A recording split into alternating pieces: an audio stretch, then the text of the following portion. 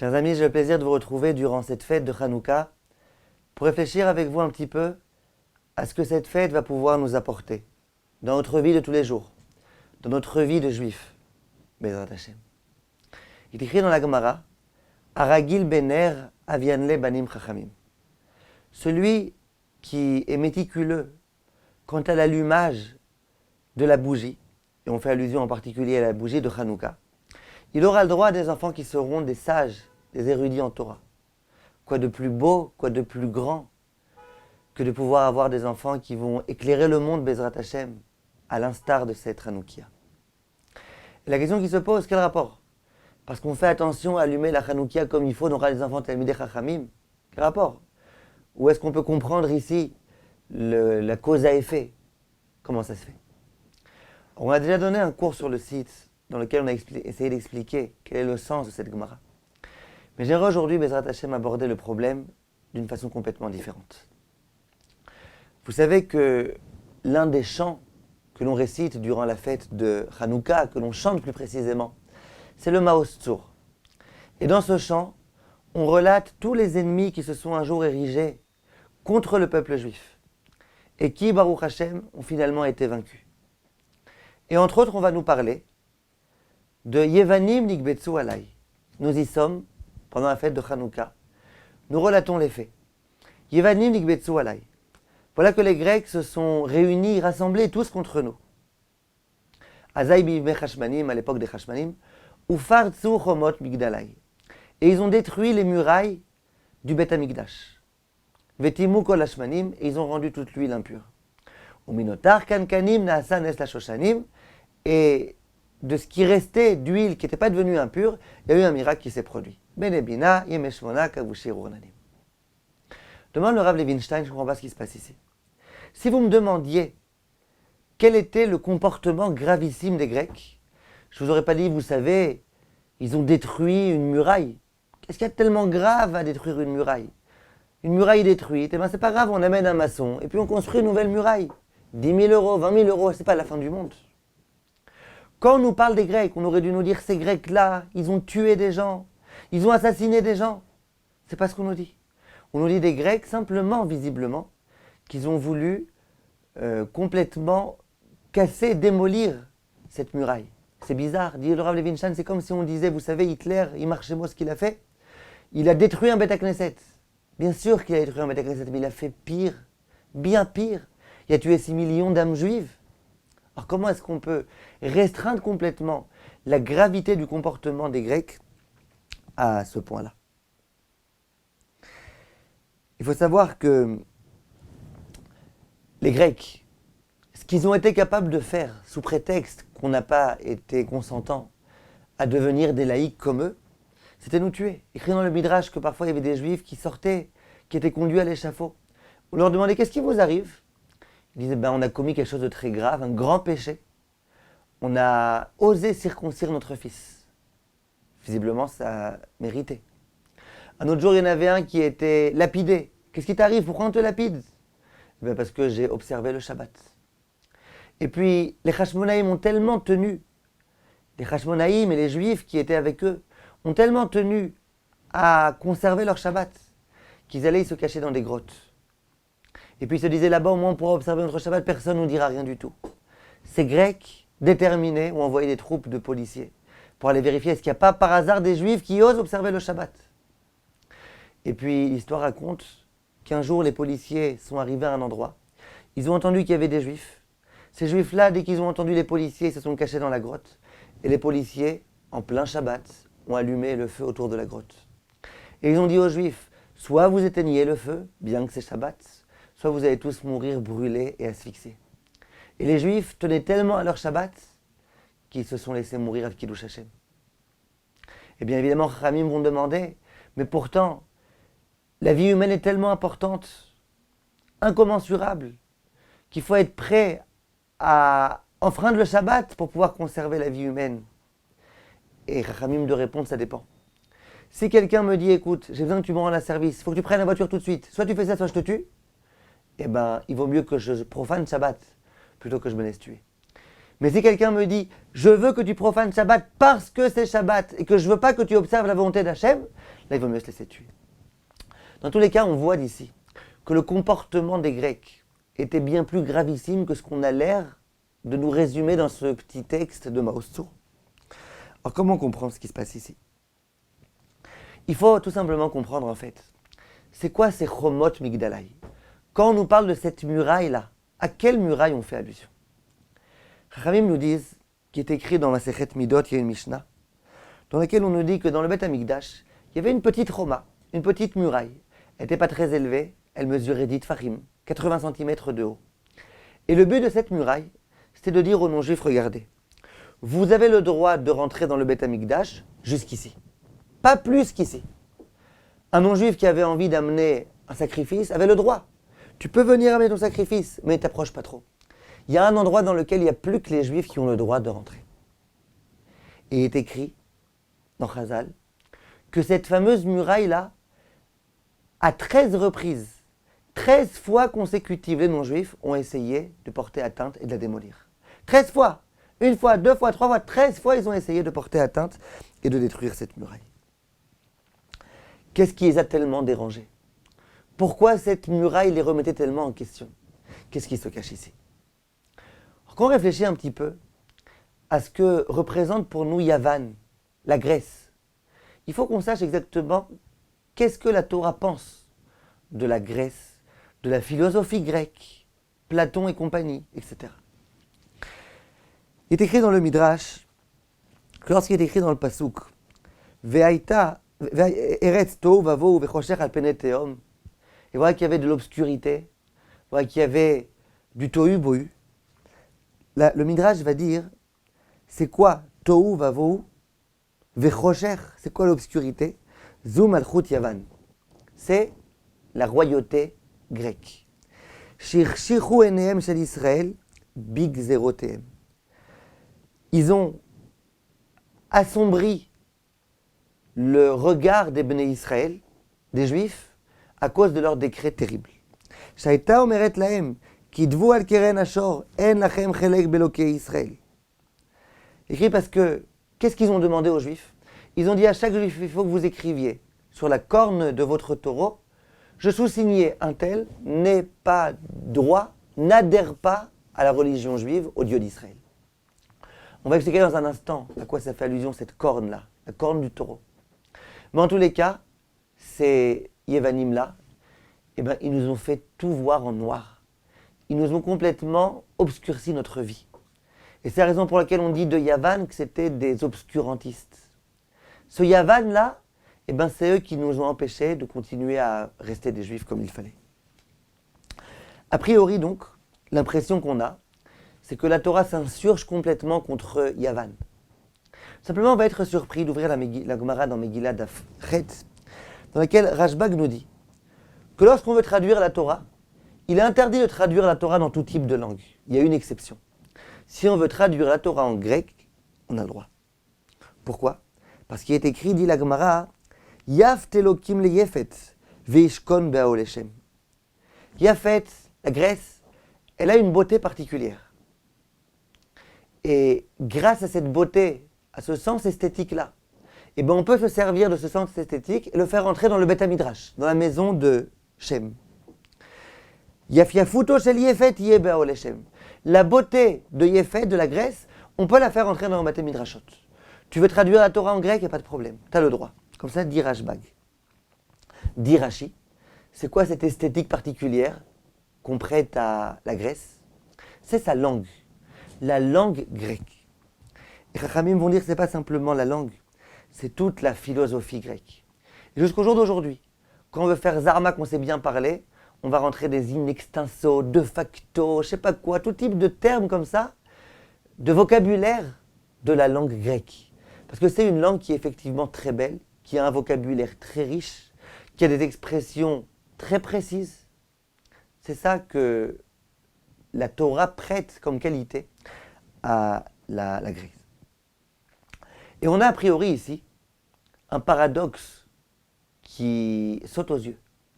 D'une part, on nous dit que les Grecs, c'est des obscurantistes, que les Grecs, surtout, Il ne faut surtout pas s'approcher d'eux a priori, parce que c'est eux qui nous ont fait tout voir en sombre. C'est eux qui ont voulu nous faire oublier notre Torah. Et d'autre part, on nous présente les Grecs comme étant des gens beaux, des gens esthétiques. Quelle beauté, quelle langue, quelle philosophie. Alors il faut décider. Qu'est-ce qu'on pense alors à leur égard? C'est des gens de vérité, c'est des gens de mensonge. Cette science-là, on peut lui donner nos lettres de noblesse ou pas? Quelle est la vision de la Torah à ce sujet-là? Vient le Rav Houtner et il explique cette chose-là de façon extraordinaire. Il dit les Grecs, ils ont une science, ils ont une chokhma, ils ont une sagesse particulière, avec leurs universités, avec leurs théorèmes, avec leur esprit cartésien, avec leur aspect réaliste, avec leurs équations infinies, plus, moins, inconnues, 10 inconnues, équations insolubles. Ils ont une science particulière, les Grecs. Cette science-là, elle est précise, elle est rigoureuse, elle est fascinante. Il n'y a aucun problème avec cette science-là. Or, qu'est-ce que la Torah reproche à cette science-là? Il y a malgré tout une petite réticence dont la Torah nous parle à leur sujet. Lequel? C'est que cette science-là, bien qu'elle est grande, elle est limitée. Pourquoi? Akadosh Baruch Hu a créé un monde extrêmement riche, avec tout type d'ions et de protons et de photons et de molécules, etc. Ce monde-là, il a été créé avec une sagesse infinie par Akadosh Baruch Hu. Et ce monde-là, il restera toujours ce qu'il est. En chadash tachat hashamesh.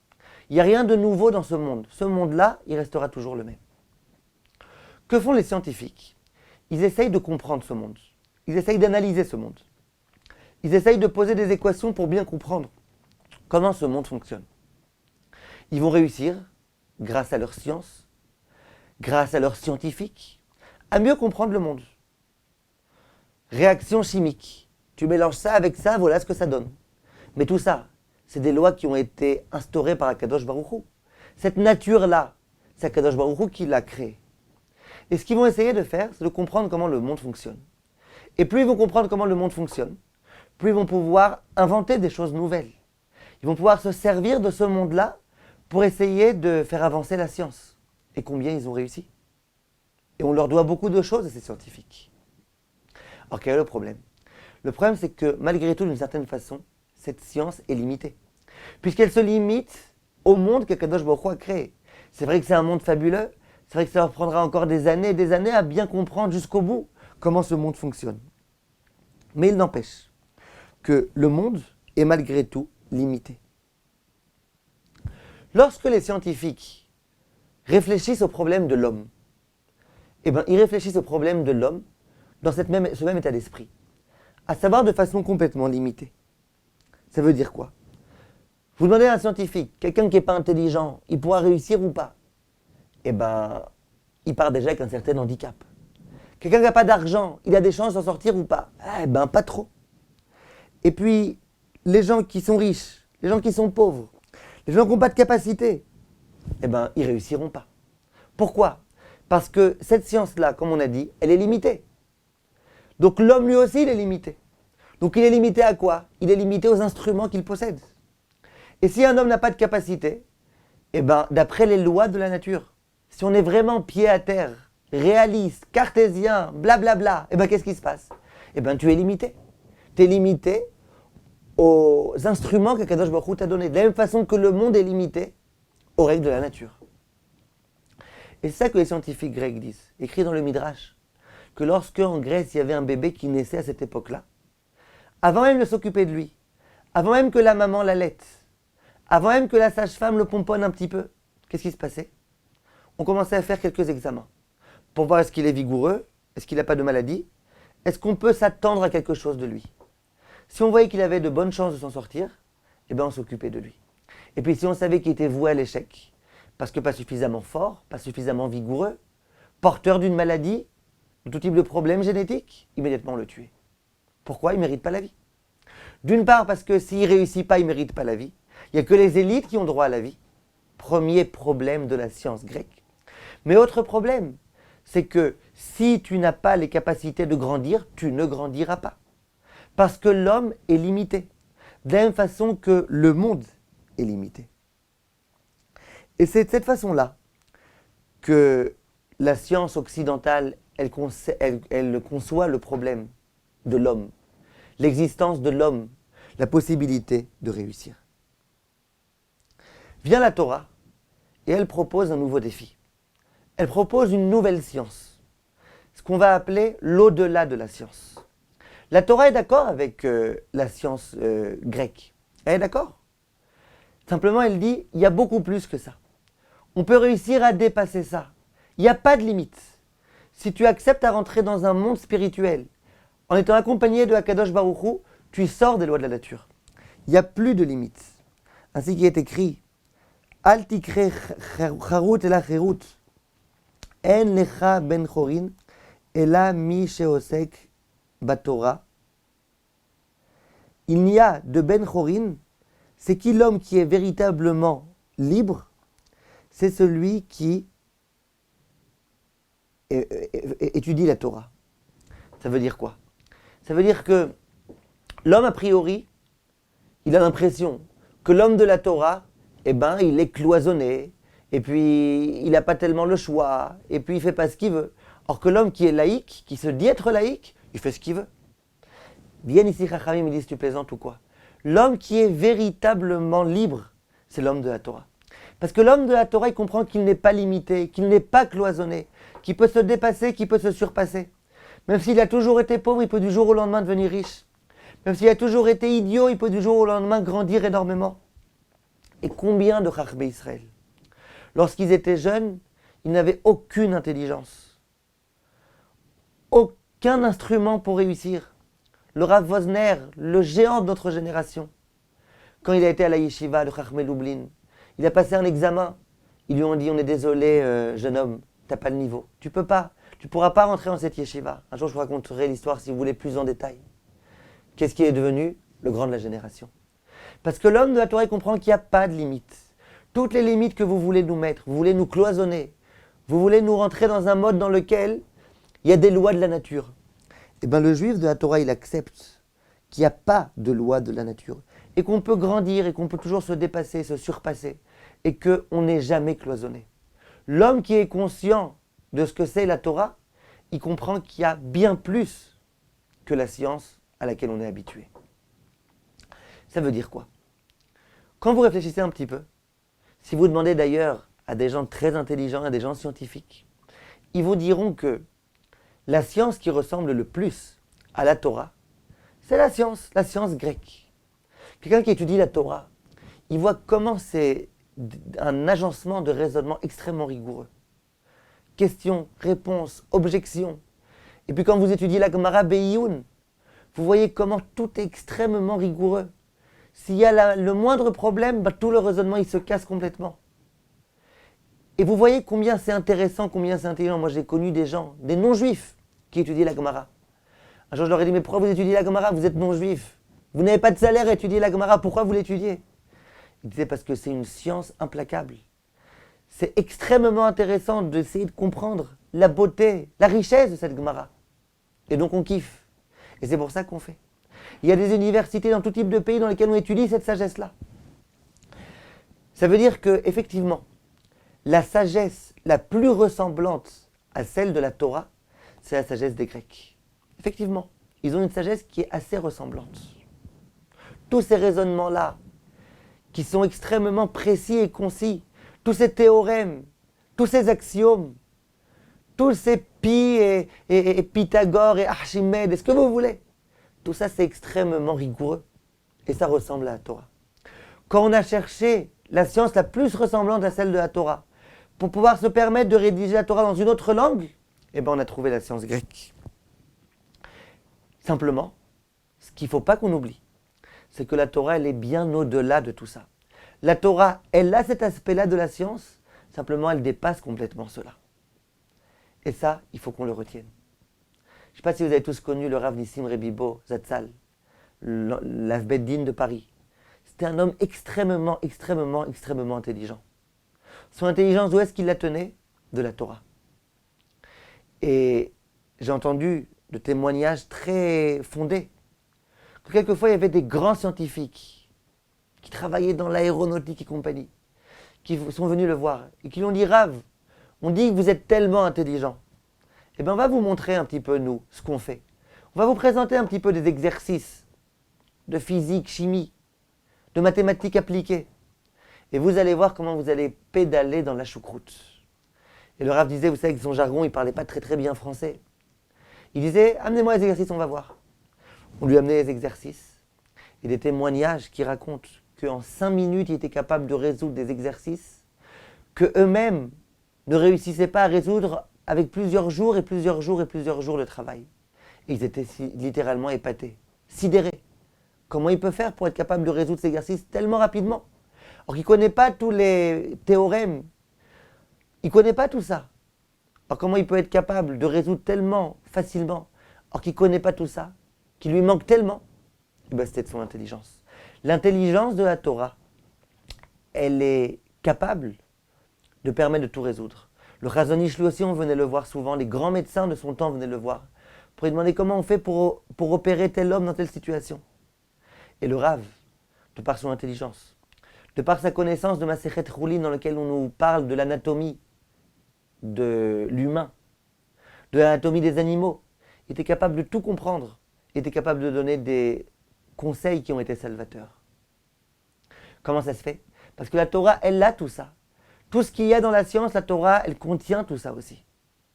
Simplement, la Torah, elle va bien, bien, bien au-delà. Et la Torah, elle dit: ne reste pas limité, ne sois pas limité. Sache qu'il n'y a pas de limite. Le juif de la Torah, il dépasse les limites. Prenons l'exemple du Shabbat. Vous allez voir un scientifique, et vous allez lui dire: tu sais, il faut le jour du Shabbat ne pas travailler. Mais attention, Shabbat, ça commence en hiver, le vendredi après-midi, à 4 heures de l'après-midi. Impensable. Mais tu vas te faire licencier. Mais tu ne réussiras pas. Mais le grand chiffre d'affaires, il provient du travail du vendredi et du Shabbat. Pas possible. Allez voir un scientifique et dites-lui: tu sais, il faut laisser tous les champs en jachère pendant 1 année. Bon, ce n'est pas 1 année tous les 350 ans, 1 année tous les 7 ans. À l'époque où toute la parnassa, elle provenait du travail du champ, de ce qu'on réussissait à récolter pendant 1 an, ne fais rien, tu laboures pas, tu ne sèmes pas ton champ, tu ne récoltes pas. Impossible, impensable. Mais oh les enfants, soyez un petit peu réalistes, sachez de quoi vous parlez. Et bien la Torah, elle vient avec ses paris impossibles. La Torah qui est tellement forte, qui est une science tellement précise, tellement rigoureuse. Cette même Torah, elle vient nous voir et nous dit: les enfants, maintenant on va décoller. On va décoller dans des sphères insoupçonnées, dans des sphères dans lesquelles on dépasse complètement le niveau de la science. Voilà le défi que la Torah nous propose. Une dimension qu'il n'y a pas dans la science, un au-delà de la science, quelque chose qui dépasse tout ça.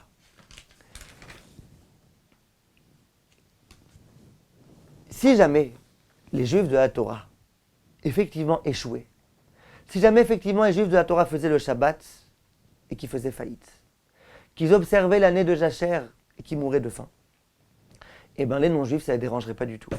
On vous avait dit, vous voyez, vous voulez être plus que les scientifiques, regardez, vous mourrez de faim. Quel problème, entre guillemets? C'est qu'il y a des Juifs de la Torah qui observent le Shabbat, qui observent la Shemitah et compagnie, qui sont milliardaires. C'est que nous, on fait un petit peu de la peine, mais regardez comment on réussit. Et ça les dérange terriblement. Parce que on se dit être supérieur à eux. Eux, les grands Grecs, avec leurs grandes académies, avec leurs grandes universités. Eux qui se pensaient être les détenteurs de la science. Et nous, on vient les voir et on leur dit: ouais, détenteurs, pas détenteurs, nous, on vous éclate tous. Parce que nous, on a une science qui est non seulement au niveau de la vôtre, mais même supérieure. Et le pire, c'est que ça marche. Donc, on les remet terriblement en question. Et ça, ils ne supportent pas. Et quand ils voient que c'est ce qui se passe, ils ont envie de nous détruire. S'ils ne réussissent pas à détruire notre au-delà de la science, ils vont nous détruire nous-mêmes. Il faut qu'on comprenne. Il y a une choma, il y a une barrière qui a été dressée. Cette barrière-là, c'est une barrière qui n'est pas très haute, une barrière de 10 tfachim, qu'on présente devant le Beth Amikdash. Et dont la symbolique est de dire aux non-juifs: on vous honore, on vous respecte, on respecte votre science, on vous tire le chapeau quand quelquefois vous faites des découvertes salvatrices. Simplement une chose, il y a un monde exclusif entre Hachem et nous. C'est le monde qui est le monde du Beth Amikdash. Vous, vous êtes ressemblant à nous, mais vous n'êtes pas comme nous. Nous, on veut avoir un monde intime avec Akadosh Baruch Hu. S'il vous plaît, ne rentrez pas. On est des amis, on se dit bonjour, on se fait des sourires, on s'échange quelques petites choses. Mais attention, il y a un monde dans lequel vous ne pouvez pas vous mêler et dans lequel on ne veut pas que vous nous mêliez. Et c'était ça le sens de cette Roma. Eux, les Grecs, ils étaient prêts à ouvrir un grand département dans leurs universités, département Talmud. Ça ne les dérangeait pas, au contraire. Eux, ils étaient vraiment en soif de science. Donc si on était capable de pouvoir mettre quelqu'un qui était capable d'enseigner le Talmud, ben avec plaisir.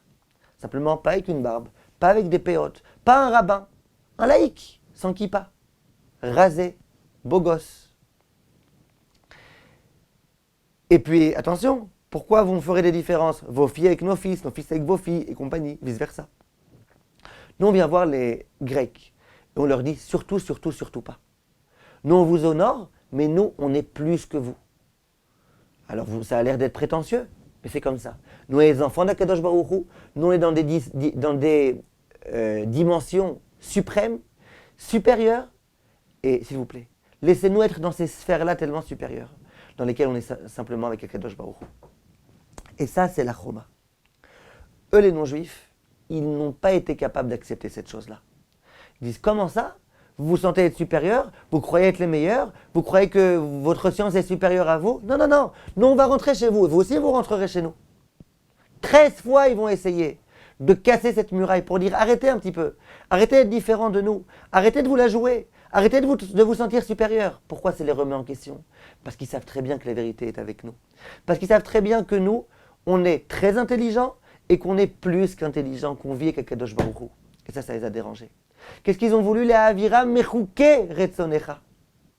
Ce qui les a dérangés, c'est pas qu'il y ait des choukim, c'est pas qu'il y ait des règles. Eux aussi, ils ont des règles. Il y a des feux rouges, il ne faut pas rouler, il faut s'arrêter. Feu vert, ils ont tout type de règles. La ceinture de sécurité. Simplement, ce qui les a dérangés, c'est que nos règles à nous, c'est les règles qui proviennent d'Akadosh Baruch Hu Retzonecha. Ça les a vraiment dérangés. Et donc, ils sont venus se battre contre nous.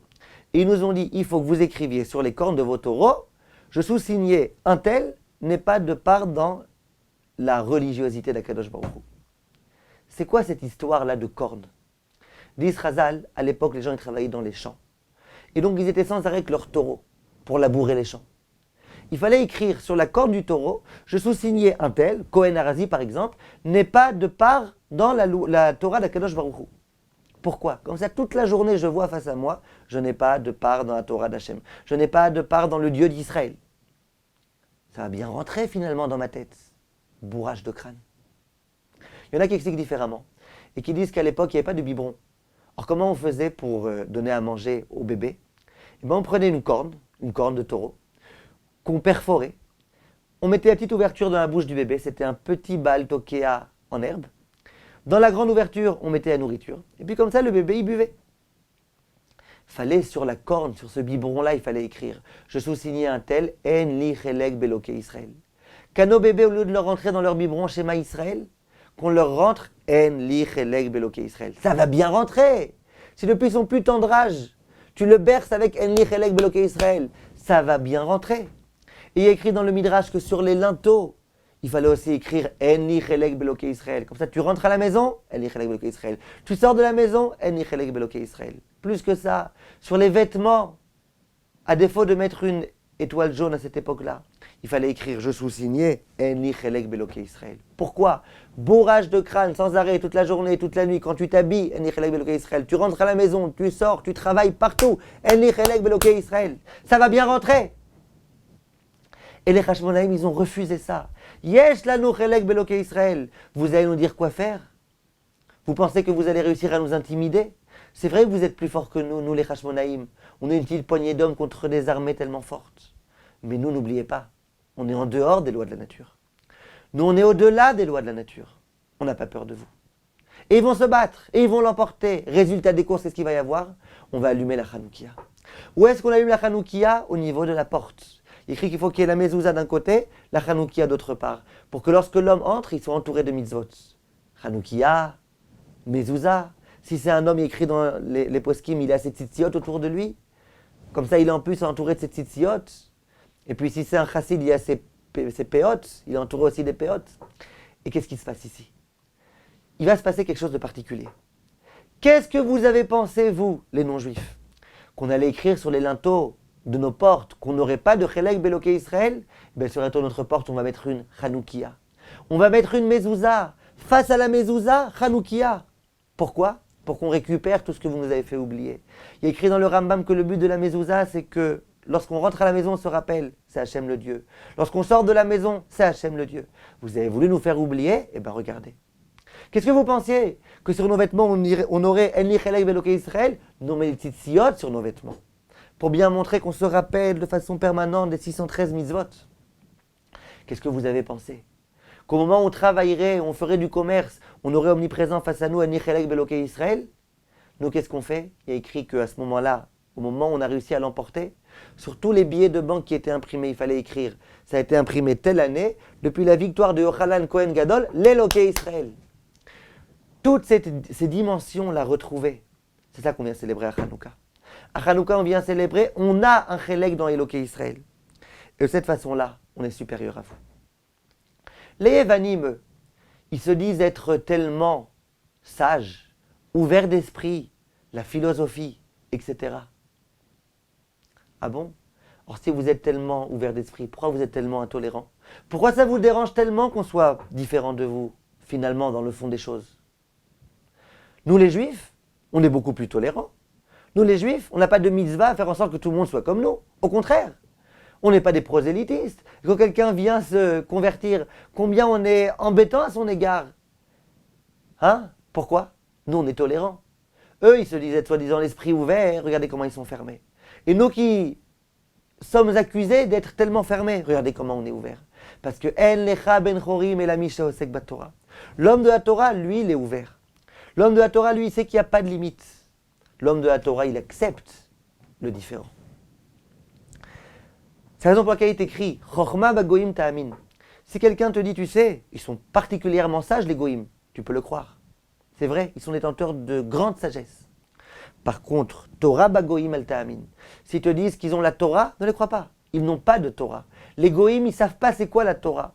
C'est au-delà du savoir, ils ne savent pas ce que c'est. Et voilà la différence qu'il y a entre eux et nous. J'aimerais que vous sachiez, chers amis, que je suis personnellement très choqué lorsque j'entends que quelquefois il y a des rabbinim qui donnent des cours de science et Torah. Et tout le but du cours, c'est de bien montrer, vous voulez que je vous prouve que la Torah est vraie? Parce que regardez, même les scientifiques ils sont arrivés à la même conclusion que la Torah. Sous-entendu, les scientifiques, ce qu'ils disent, c'est certain que c'est vrai. Et donc, si la Torah était capable de dire la même chose, c'est que la Torah est vraie. Il faut qu'on sache, mes chers amis, c'est complètement du mensonge. Rien que le terme science et Torah, au moins dit Torah et science. C'est quand même la Torah qui a la préséance. Or, s'il y a des personnes pas religieuses qui peuvent se faire convaincre de cette façon-là, avec plaisir, j'accepte, il n'y a pas de problème. Il n'y a pas de problème. Mais que nous, au moins, les Juifs de la Torah, on reste lucides. Qu'on garde notre lucidité. La Torah, c'est elle qui est émette. Si jamais les non-juifs, ils arrivent quelquefois aux mêmes conclusions que nous, ça peut prouver que ce qu'ils disent, c'est un petit peu vérité. Qu'on garde notre lucidité. Au jour d'aujourd'hui, je peux vous dire, le problème qu'on a, c'est qu'on est complexé. On est trop complexé. La Torah, d'accord, mais regarde eux, leur science, les docteurs, les professeurs, les blablabla. Il faut qu'on sache ne pas être complexé. Parce que si eux, ils ont des philosophes, à côté du Maharal, ça vaut rien. Si eux, ils ont de la sagesse, à côté de la sagesse de la Torah, ça vaut rien. Et ça, il faut qu'on le sache. Je me rappelle une fois, je donnais un cours en direct de l'ordinateur. Il y avait des gens qui assistaient à ce cours-là. Et puis, j'ai parlé un petit peu de Moussard. Et puis après, il y avait une séance de questions-réponses. Moi, je répondais aux questions qui m'étaient posées par chat comme ça. À un moment donné, il y en a un qui me dit, vous savez, Rav, mon petit frère, qui a 10-11 ans, j'arrive pas le Shabbat matin à le laisser assis au Beth Knesset. Lui préfère aller s'amuser avec ses amis. Comment je peux faire pour qu'il soit passionné par la tefila? Alors je lui ai dit, sachez monsieur, que si votre frère qui a 10-11 ans, il préfère aller jouer dans la cour avec ses amis plutôt que de prier, c'est qu'il est en bonne santé. Bonne santé morale, bonne santé physique, psychique. Il va bien, votre frère. Si vous m'aviez dit qu'il adore rester assis pendant 3 heures de tefilot, surtout qu'en France, la tefila, chez les Marocains, pendant 3 heures après, ils en sont encore dans leur Lechou Neranena et Mizmor Shir, je sais pas quoi. C'est très difficile. Un petit gamin, tu lui présentes un texte qui est finalement malgré tout sec, surtout quand il ne sait pas ce qu'il dit, il ne comprend pas la signification des mots. Et ben, c'est normal qu'il préfère jouer au football avec ses amis. Alors je lui ai donné quelques conseils. Je lui ai dit, tu peux aller dans la Beth Knesset dans laquelle on donne la Ktoret à lire aux enfants, l'Ishmat Kol Chai, on leur donne des bonbons un petit peu quand ils disent Imlor. Je lui ai donné quelques conseils. Mais je lui ai dit, sache qu'il n'y a pas de problème. À 10 ans, c'est normal qu'il préfère jouer que prier. Il y a une dame qui prend la parole, plus précisément qui prend son clavier, et qui écrira ce que j'adore dans vos propos. Et dans les propos de la Torah d'une façon plus générale, c'est l'aspect psychologique de la Torah. Je vois que la Torah, elle est psychologue. Elle a une psychologie parfaite. Alors je lui dis, si jamais vous êtes capable de décrypter, de déceler la psychologie de la Torah, parce que vous-même vous devez déjà pas mal vous y connaître en psychologie, elle me dit, parlons-en. J'ai fait des années et des années de psychologie, de psychanalyse et de machin. Effectivement, Baruch Hashem, voilà, je m'y connais énormément. Et je peux vous dire que je sais que la Torah est émette. Parce que dans plein de points, ce qu'on a appris nous pendant des années et des années, je vois que c'est ce que la Torah dit. C'est la preuve que la Torah est émette. Je lui ai dit, madame, permettez-moi de vous contredire. Elle me dit avec plaisir, pas de problème. Je lui ai dit, on ne peut pas comparer la Torah à la science et déduire du fait que la Torah arrive aux mêmes conclusions que celle de la science que la Torah est émette. La Torah est émette, c'est évident, c'est la Torah de Dieu. Elle ne peut pas être autre chose que émette. Simplement, si quelquefois tu as des doutes de savoir est-ce que l'autre science, elle est vérité ou pas, tu peux la comparer à la Torah. Là où la science dit la même chose que la Torah, c'est que la science, elle dit émette. Là où la science n'est pas arrivée encore aux conclusions de la Torah, c'est que pour l'instant, la science, elle a encore du progrès à faire. Mais qu'on garde notre lucidité. La Torah, elle est émette. Et après, elle m'a dit, cette femme, oui, c'est ce que j'ai voulu dire. Donc, Baruch Hashem, le problème était résolu. La Torah, elle est émette. Le problème qu'on a quelquefois, c'est qu'on se laisse un petit peu intimider. Grand professeur. On dit, ouais, les rabbins, c'est sympa, avec leur petite barbe, là, comme ça, leur petite barbichette. Et puis, tu partes un grand professeur, grand médecin, dans le grand hôpital. Et puis, il est payé 40 000 € du mois. Et puis, tu veux lui parler rien que 10 minutes, prendre un rendez-vous en privé, 2 000 € pour le rendez-vous de 10 minutes. Ah, quand même. Grand professeur, quand même. Bon, le rabbin, il est mignon, hein, mais bon, écoute, c'est pas la même chose, hein, quand même. Si on est complexé, c'est qu'on est en dehors du coup. Si on pense que ce grand professeur qui touche 50 000 € par mois, il est plus grand que le rabbin qui n'arrive pas à s'en sortir et qui mange du pain avec quelques petits légumes, c'est qu'on est en dehors du coup. C'est qu'on n'a pas compris c'est quoi la Torah, que la Torah est supérieure à tout. Quand on vient nous dire que Upartsu Chomot Migdalai, que l'intention des Yevanim c'était de détruire la muraille, on fait allusion à cette muraille-là, la muraille qui délimite le monde de la science et le monde intime qu'on a avec Akadosh Baruch Hu. Ils ont voulu rentrer, ils ont voulu s'immiscer. Imaginez Cheder Yichud, le mari et la femme viennent de se marier, et puis Pitom, il y a quelqu'un qui vient se taper l'incruste. T'as rien à faire là. Les non-juifs, vous n'avez rien à faire là dans notre monde intime avec Akadosh Baruch Hu. N'essayez pas de nous intimider, n'essayez pas de nous complexer, on est tranquille là où on est. Lorsque le juif est complexé, il ne réussit pas en éducation de ses enfants. Et vous pouvez remarquer, le plus grand taux d'assimilation, c'est quand les Juifs sont sortis des ghettos. Ils sont sortis, ils étaient habillés en haillons, ils étaient mal habillés. Et puis ils sont sortis dans un monde comme ça, dans lequel il y avait des grands professeurs, rasés, beaux gosses, bien habillés, des grandes académies. Et bien c'est là qu'ils ont tout lâché. Quand tu es complexé, tu ne réussis pas. On a posé la question au début du cours, comment ça se fait que celui qui allume la Chanoukia aura le droit à des enfants Talmidei Chachamim? Parce que le symbole de la Chanoukia, c'est justement ces dimensions-là, de Torah, exclusivement Torah, sans mêler les sciences, sans rien mêler du tout, qui a été retrouvé. J'allume ma Chanoukia et je montre bien à mes enfants, vous voyez, nous, on ne veut pas avoir de rapport avec eux. Nous, on est complètement différents d'eux, on est meilleurs d'eux, on est supérieurs à eux. On est non seulement détenteurs de leur sagesse, mais d'une sagesse infiniment plus grande. Et dans la mesure où on se démarque, dans la mesure où on place nos limites, eh bien nos enfants deviendront être Talmidei Chachamim. Dans la mesure où on allume la Chanoukia avec gaieté et qu'on dit notre Torah, elle a été conservée. Notre Torah qui est bien meilleure. Dans la mesure où on montre qu'on n'est pas complexé, eh bien nos enfants, ils ne seront pas complexés eux-mêmes. Et un enfant qui n'est pas complexé, qui est conscient que la plus belle beauté, c'est la beauté de la Torah, une Torah intégrale, une Torah dans laquelle on ne vient pas mêler tout type d'autres sciences, une Torah qui est Torah. eh bien, indéniablement, il deviendra un Talmid Chacham. Si par contre, on ne fait pas attention à cet allumage-là, et qu'on accepte de se mêler à eux, de se fondre un petit peu dans leurs idéaux, d'aller étudier dans leurs académies et compagnie et compagnie, c'est là que les problèmes peuvent commencer. Je vous souhaite, mes chers amis, un Hanouka Sameach. Merci de votre attention et à bientôt.